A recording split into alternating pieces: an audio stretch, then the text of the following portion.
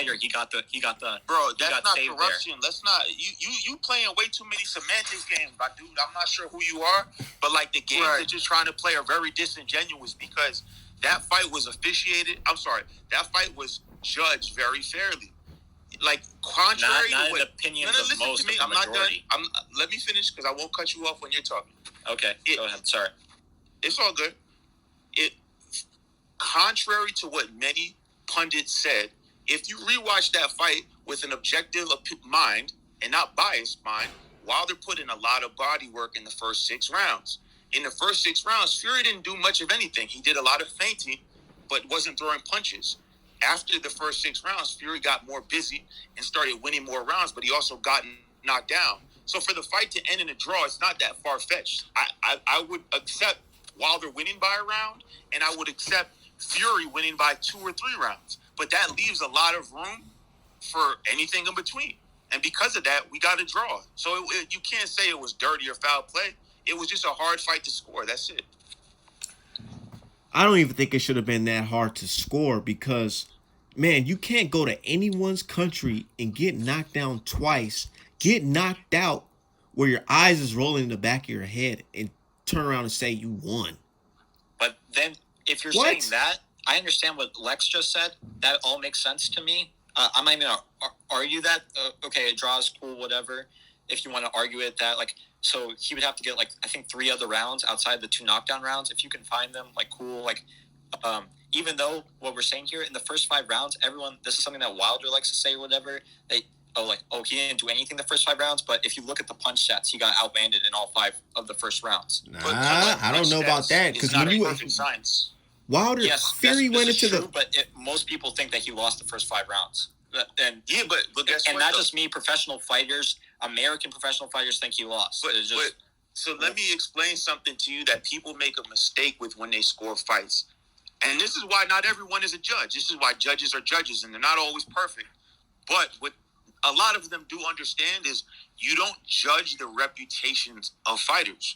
What you should judge is the fight. So let's use a different example. But that's what you're assuming, that everyone who thinks that he did that is doing it from a biased point of view. But I think a lot of unbiased people just looked at the fight and just thought. I had an example to get out real quick. Let's look at Tank versus Barrios. A lot of people said Tank lost every round before the knockdown. That's not true at all. In that fight, Barrios was throwing his jab, and it wasn't landing a lot. He was throwing it out there, and Tank was walking him down. So at that point, you're basically it's like, whose style do you prefer? I honestly had Tank close or maybe up at the time of the knockdown. Now, that's me. I would say that fight is similar to Wilder versus Ortiz, too, and that it's not that they're losing round. They're allowing themselves to lose rounds to create openings. Wilder Ortiz too. Wilder literally wasn't doing anything. He was positioning Ortiz. Tank was actually scoring. Neither guy was scoring. But I think that Tank wasn't. When Tank and Wilder fight, their objective is not, I need to win this round. It's, don't worry, that moment is going to come and I'm going to finish it. So I don't care if I lose this round. I think Wilder could have done better. Tank don't fight like that. Wilder does. I think Tank. That's all opinion at this point, but I think that when they fight, it's like Wilder himself has even said that. I think Wilder could have. People say that he lost every round except for 1 until the knockout, but I think he could have done better if he was trying, but he was just waiting for the opening. In which fight? See, Wilder don't have. The second more of a game plan though. Wilder wasn't fighting with.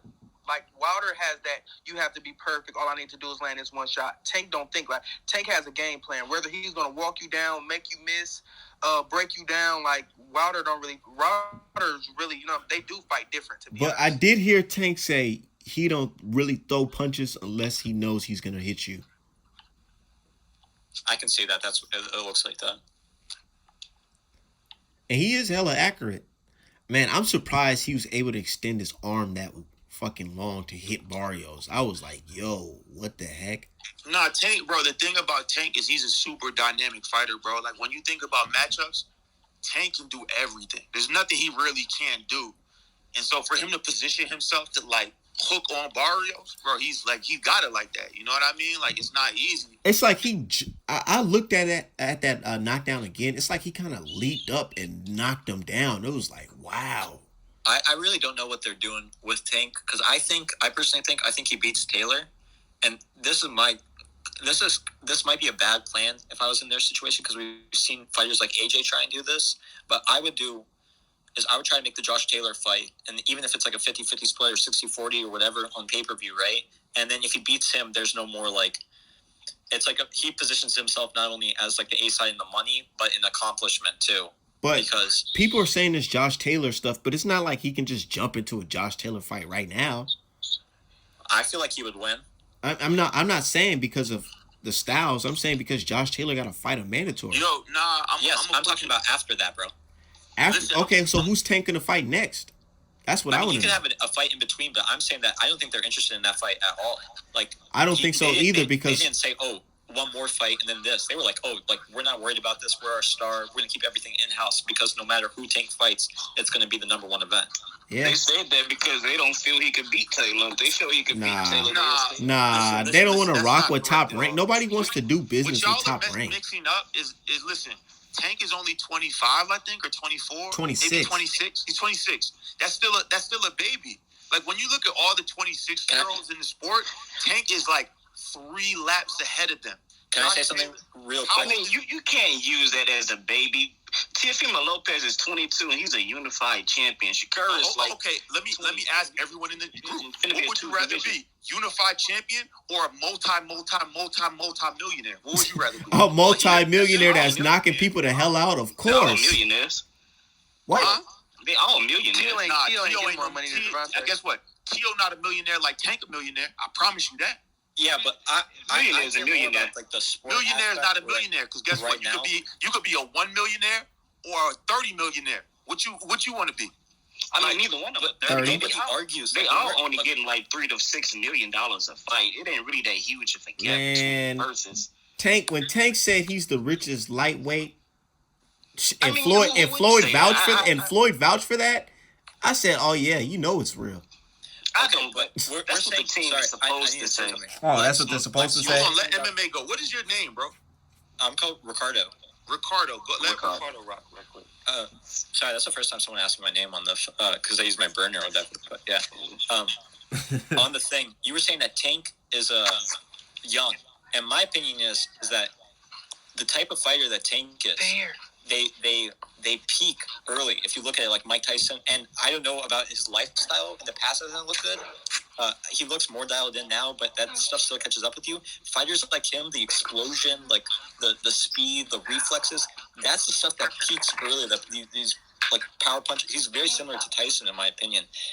He needs to get these fights in like now. Like this is like his peak, in my opinion. Listen, he's not like Floyd. You don't think he can do this at age 30? Like Floyd. Nah, all right, man. Hold up, I got you. Listen, What you say about 30? I said you don't think. you talk about his age. Listen, Yeah, you don't think he can do it at 30? Different era. Tyson peaked early because he went to jail for 4 years and then started doing cocaine and was running around banging hookers and stuff like that. Yeah. We could don't think talk that Tank is about living like an angel, bro. we could talk about Manny Pacquiao, who's like 42 and he's still got all that explosion, all that power, all that stuff. I would say that Tank's different from. I get what you're saying there, but Manny, to a point, he was living badly, but very soon after, it became super disciplined. Yeah, and I think Tank. I was worried about Tank like a year or two ago, and I think since then he's matured a lot. You see him out in Vegas after the fight; he was training. The thing about, listen, when you get a taste of money and you're young, you kind of lose focus of what got you there. But if you survive past that early stage, you're like, yo, I need to stay here. And Tank is at that point. You're not going to see him getting in trouble anymore. You're not going to see him drinking anymore. What you're going to see is a disciplined, intense, focused, always in Vegas Tank because the money is too good, bro, and he knows what he has now. What I'm scared of is I'm scared that we're wasting a guy who could be Teofimo, he could be Loma, he could be Taylor. We're wasting these prime years, and he's only going to get those fights when he's in a position where he can't beat them anymore because it's gone because he blows up. And he's blowing up. Man, Teofimo got Kambosos Triller problems right now. Who else? Haney. Only person I really see giving Tank a tough fight is Haney, bro. That's the only but I person. say he could beat. I'm a Haney fan. He's my favorite lightweight. But I say he could beat him. But we know how Haney is. We know he's disciplined from the get. We know he doesn't drink. We know he's got those crazy snack workouts and whatever the hell else they're doing there. Like we know that when he gets in those later rounds, he's going to be there. I don't know if he can be there trainer with his lifestyle. I want Haney to get new trainer. I promise you that Tank will be fine. I have no doubts in my mind. It's too much money on the line right now. And again, he's that still might young. be the problem. The fact that there is too much. You can't say it's too much money on the line because it was a lot of money on the line for Bronner, and we see how he turned out. Yeah, but the thing with Broner's matchmaking was insanely aggressive. Like he no. It was soft as hell up until he went from 35. He took a tune-up fight against Paulie Malignaggi and then fought Marcos Maidana, a guy that almost beat Floyd Mayweather. That's not aggressive. Malignaggi was not Maidana didn't fight. Maidana fought him after Bronner. Before Maidana fought Bronner, he beat no one. They matched Bronner lightly. They gave him. Dude, they put Broner in there to lose to what's his name. Y'all never heard that story from Broner? I think when he fought Ponce de Leon or whoever, and they said no, I don't think I think it was DeMarco. But anyways, he said Golden Boy. They put him in that fight specifically to lose. And he said when he won, they were pissed off because they actually wasn't he signed to Golden Boy at a point? Yeah, he was with Golden Boy. Yeah, Al was his advisor. And they put him in there to lose to that fighter. I forgot it was either DeMarco or Ponce de Leon. They put him in there to lose. And he said when he beat that dude, he said Oscar De La Hoya and everybody was pissed off at him. Yeah, but the fact that we don't even know his name doesn't just show that he wasn't really matched up. I mean, because it's such a long time ago. Like, goddamn. Broner was matched very hard, bro. No, he fight. You're not understanding. He went from 135 to Marcos Maidana in one to fight. 147. So, okay, you think Teofimo... Who did Maidana beat? Who did Maidana beat, bro? Before the Bronner fight. Okay, give me a second. I'll tell you. Bro, you're supposed to get this on the top of the head. Bro, this has been so long ago. You talking about the top of the head. He stopped Jose Cito Lopez, Jesus Soto Carras. He had a decision with Devin Alexander. He beat Eric Morales. He lost the decision to Amir Khan by 1 round. He beat DeMarcus Corley. He beat Victor Cayo. He beat Victor Ortiz. And Victor Ortiz was being built up like the next Golden Boy. Don't tell me he wasn't matched hard. Maidana was real, bro. Maidana was not real. Yes, but we're saying that up until that was impressive. Yeah, that was. My mind went blank on that one because it's been a minute since I really like. Man, it's been a minute, dude. And what difference does it make who he beat? That's like saying who did Luis Ortiz beat? Luis Ortiz is a very good heavyweight. It's not about who you beat. Can you fight or can you not fight? Marcos Maidana is a very dangerous fighter. I mean, but how do you measure someone's good if they're getting light touches? It's not about light touches or not. You just watch the sport and you can see if someone can fight. Like Boots Ennis has not fought anyone. He's nice as shit. Like I don't need him. I don't need to see Boots fight like Keith Thurman to know that he can fight. He can fight. You know what I also judge it off to? It's not just about who you beat. It's how you beat that opponent. You know what I'm saying? Because some of these dudes, we be like, who you beat? These opponents ain't nothing, but they be going life or death with some of these guys. Like, look at prime example, Chris Arreola versus Ruiz, man. Wilder beat that dude with one hand, and I still remember people saying, "Oh, well, Arreola, he's a bum, anyways." Dude, they was saying Ruiz was the fucking, he could beat Wilder, all types of shit. He's so skilled. He has Reynosa. He goes in the corner. He goes in the fight with Chris Arreola, and that's fucking the tougher than Joshua fight. Come on, bro.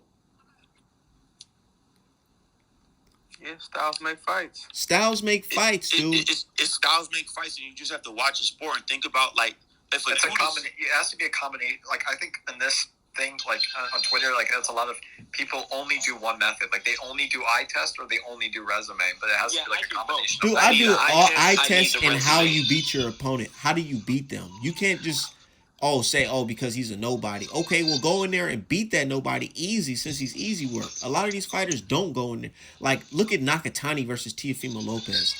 Nakatani is a nobody. I don't care if people hyped him up, all that bullshit. He didn't beat nobody.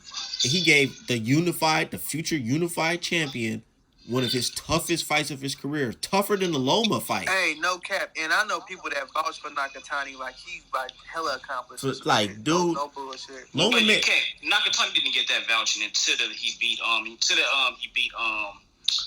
Verdejo. nigga, he almost got his ass kicked in that Verdejo fight too. I don't even think he was 100% when he fought Loma. I'm gonna keep it 100 with y'all, cause he was just coming off an injury, and he was inactive since that fight. Well, Loma was coming off an injury too, so it's like, Yeah, I don't know about that. Loma was I don't know. that Pacquiao and he was coming off that Pacquiao. Pacquiao, Andy. That's what it feel like to me, because I watched that Blood, Sweat, and Tears episode 1 that they deleted, and I still remember them saying, "Oh man, Loma, this is the first fight he's going to injury free. He's fighting at 100%." And ever since then, they deleted that Of video. course they gonna say that. Look what Devin Haney talking about. I got an elbow injury. They stripped him